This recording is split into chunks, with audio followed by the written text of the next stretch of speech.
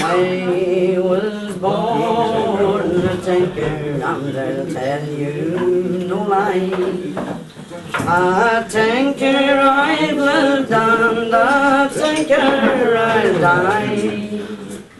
No, don't get me wrong, I carry no shame. Give her the wine. The Lord made me a tinker, and I'm proud of my name.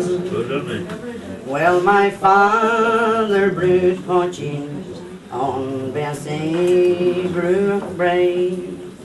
When I was 12, to me he did say, well, son, you're of age, and there's plenty to be seen. It's time that I taught you how to make the poteen.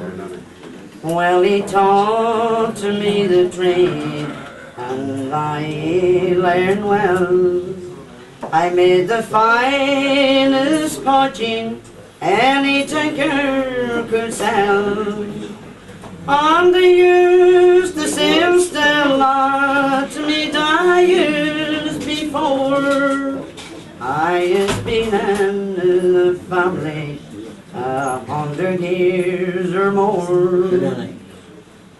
Well, I sold my poteen from dairy to corn, from Donegal to Dublin and around by Mayo.